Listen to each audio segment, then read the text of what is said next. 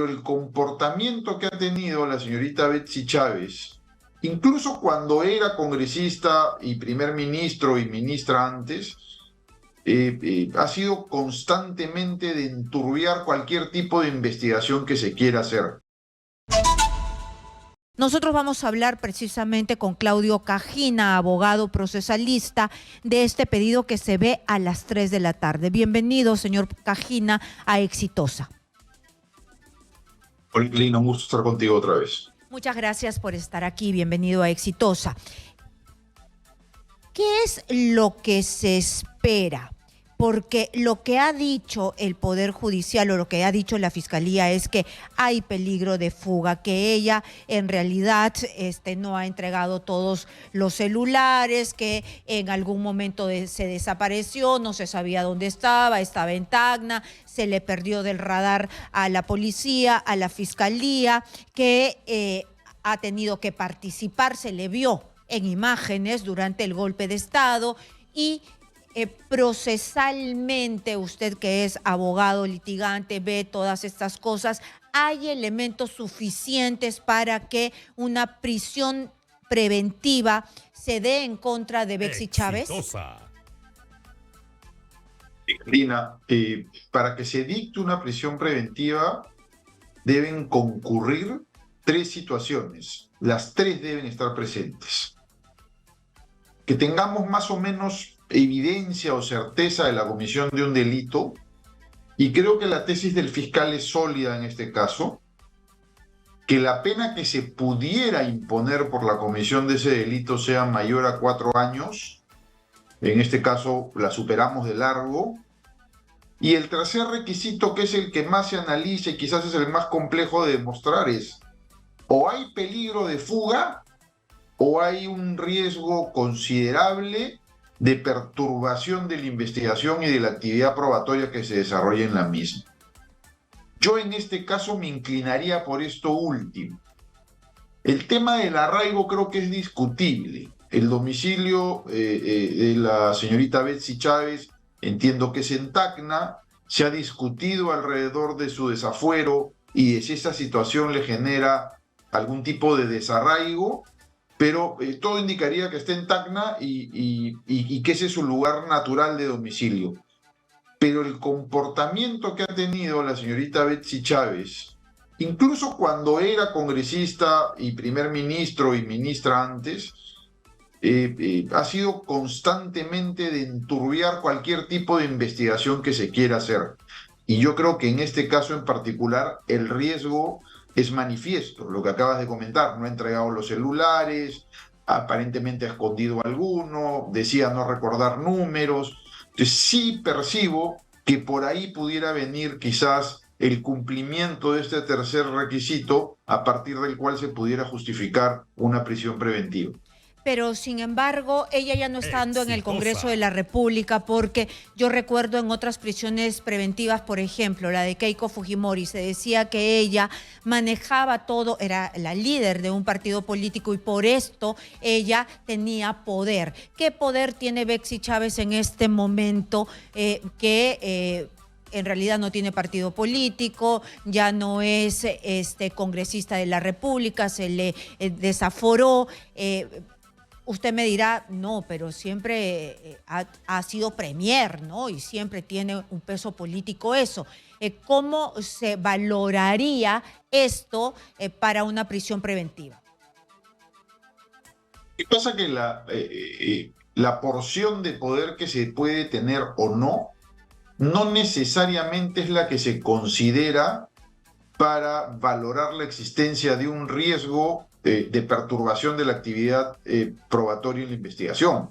En el caso de Keiko se consideró que por el hecho de tener una determinada cantidad de congresistas constituía eso un riesgo, pero no es que tengo que tener poder para poder perturbar una actividad probatoria dentro de una investigación. No se necesita de poder para eso. Yo creo que en el caso de Betsy Chávez no es la porción de poder que pueda tener lo que va a ser materia de evaluación, sino su propia conducta y la forma como la que se ha desempeñado después de los acontecimientos de diciembre cuando el expresidente Castillo pretendió hacer un golpe de Estado. De hecho lo hizo, pero no tuvo éxito, y en la participación que ella tuvo en ese momento y en la preparación además de ese evento que, como repito, se produjo en diciembre pasado. Usted me ha dicho que hay 3 elementos que tienen que confluir. ¿Los otros 2 elementos están clarísimos? Exitosa. Creo que la tesis delictiva del fiscal es bastante clara. Creo que hay evidencia visual, el video de esta reportera que participó en el mensaje a la nación que dio Pedro Castillo en su momento, pero además hay testimonios que creo que comprometen a la señorita Betsy Chávez y a otros y a otras personas, como los 6 ministros contra quienes también se va a ver hoy día el mismo pedido de prisión preventiva, el ex premier Aníbal Vázquez. Yo creo que la tesis delictiva que presenta el fiscal es sólida. De confirmarse esa tesis delictiva, yo creo que estamos largamente por encima de 4 años de pena privativa de la libertad. El fiscal está pidiendo 23, como bien señalaste.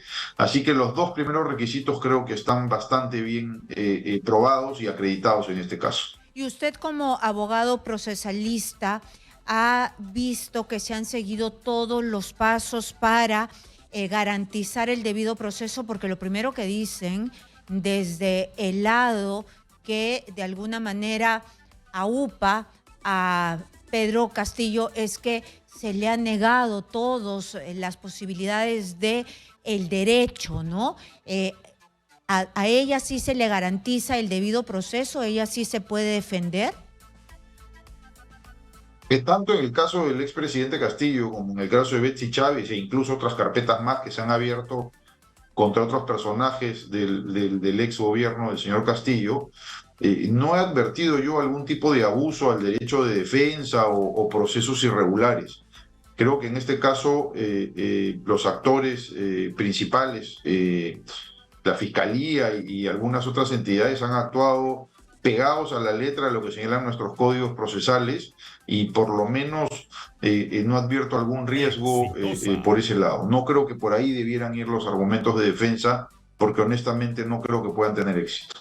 Bueno, ni Castillo ni ella, ambos, todos tienen garantizados el debido proceso. Castillo, Toledo, Betsy Chávez y todos los demás involucrados. Y ya que estamos hablando de Pedro Castillo, el día de hoy hizo en realidad un berrinche, ¿no? En la comisión de fiscalización. No sé si tenemos el byte para que usted me pueda decir cuál es su percepción. A mí me parece que le costó muchísimo decir, sí juro decir la verdad.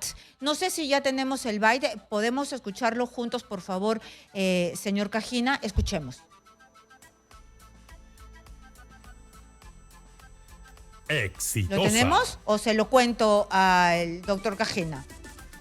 Bueno, estaba en la Comisión de Constitución y lo que le decían 2 veces el señor Ventura, el congresista Ventura, es que jure, ¿no? Porque lo primero que se hace es sentarse y se le dice, ¿sabe qué? Tiene que jurar para que diga la verdad. Y él no quería jurar, no quería, y quería insistentemente ir a la comisión. ¿Esto cómo se puede en realidad interpretar, ¿no? ¿Cómo se interpreta? Yo sé que está en un foro político, pero aquí las normas y el foro político, él habiendo sido un expresidente, como que se entrelazan, ¿no? ¿Cuál es su interpretación? Yo creo, mi interpretación es que no debería... aquella persona que es investigada no debería exigirse el juramento para que diga la verdad. En principio, nuestra legislación penal permite o tolera, vamos a decir, que el investigado se rehúse a declarar o incluso que no diga la verdad cuando declara. Acá lo que se necesita, Karina, es habilidad de los que interrogan para poner en evidencia al declarante que está mintiendo. Y creo que se ha perdido mucho tiempo alrededor de esto de si juro o no juro, o si va a decir o no va a decir la verdad, cuando todos, cuando menos sospechamos que no va a decir la verdad. Lo que hay que tener habilidad es para desnudar la mentira. Y quizás ahí es donde deberíamos concentrarnos más antes que exigir un juramento que finalmente puede quedar en letra muerta también. Y además, ¿se puede permitir que en un foro político como es en el Congreso de la República, porque otra cosa son los tribunales, ¿no? Otra cosa es enfrentarse Exitosa. a abogados que en realidad hacen que las contradicciones emanen? Pero ¿se puede permitir que en un foro político se haga un show? Es decir, ¿para esto sirve la Comisión de Fiscalización o se debería parar con eso? Todos queremos la transparencia, pero cuando vemos que se quiere utilizar para hacer show, ¿es pertinente? Y de hecho no es pertinente, pero el llamado a poner orden en ese tipo de situaciones es quien dirige la sesión, que en este caso es el presidente o presidenta de la Comisión de Constitución, ¿no? A él o a ella corresponde cortar o parar situaciones de este tipo, sobre todo para precisamente evitar que se consiga el propósito con el que probablemente se fue, que no era otro que hacer el show. Entonces ahí hay que tener muñeca política suficiente para darse cuenta de lo que está ocurriendo y suspender la sesión inmediatamente. Y eso se debe parecer más a lo que se hace en los tribunales, ¿no? Porque en los tribunales una vez lo hizo, ya la segunda vez estaban más atentos, ya la tercera vez ya no se lo permitieron. Hay un poder coercitivo propio de un juez que no tiene por qué tolerar este tipo de situaciones, ¿no? Te pueden llamar al orden, te pueden imponer una multa e incluso te pueden terminar deteniendo por desacato allí donde continúas sin obedecer lo que el juez te está ordenando.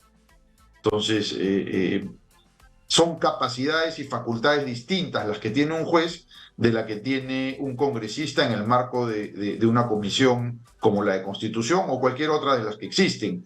Pero lo que sí tiene el presidente que dirige la sesión es la capacidad de suspender la misma ahí donde advierta que el invitado se está saliendo pues de los cánones razonables de cómo se debería conducir una sesión de este tipo.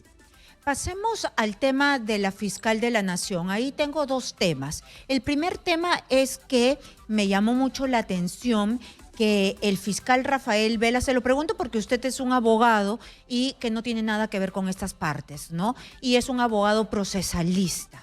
Entonces parece que Toledo es la torta que todos se quieren comer, ¿no? En este momento. Entonces todos están en torno a la figureteada. Entonces, yo lo que quiero saber es que el fiscal Vela dijo que la fiscal de la Nación nada tenía que hacer en el caso Toledo, pero nosotros la vimos al costado del fiscal Rebasa haciendo unos trámites. ¿Es cierto que no tiene nada que ver, nada en el caso Toledo? A ver, el caso Toledo tiene de largo, ¿no? Es un proceso que ha demorado algunos años y que ha generado un despliegue importante de parte de los fiscales a cargo de su caso. El equipo especial que encabeza Rafael Vela y secunda José Domingo Pérez, ciertamente han sido los que han estado más involucrados en todo este proceso y en los requerimientos que se hizo a la justicia de Estados Unidos para que finalmente la extradición prospere. Pero hay una cuestión institucional que no podemos perder de vista.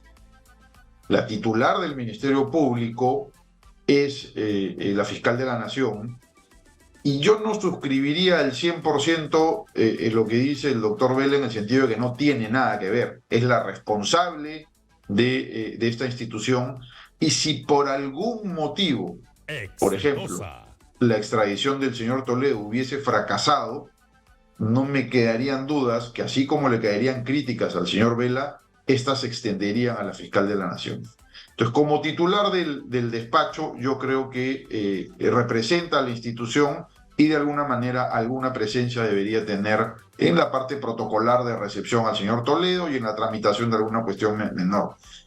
Pero de allí a negarle reconocimiento o méritos al equipo especial por haber obtenido la extradición finalmente, creo que eso tampoco podemos hacer, ¿no? Hay un mérito en el doctor Vela y en el doctor José Domingo Pérez en haber logrado la extradición de Toledo, pero tampoco debemos negarle la presencia institucional que merece la fiscal de la Nación como cabeza de esta institución. Claro, es un espaldarazo, ¿no? A ellos mismos como un equipo especial. Nadie les quitó pues la parte que se merecían. Además, se le ha abierto una investigación a Patricia Benavides de parte de la Junta Nacional de Justicia por haber recibido un reconocimiento de parte del alcalde de Lima porque él está investigado por lavado de activos, ¿no? ¿Por qué no se le abre a los fiscales de lavado de activos por demorarse tanto y no terminar sentenciando, si es que es culpable, a un investigado?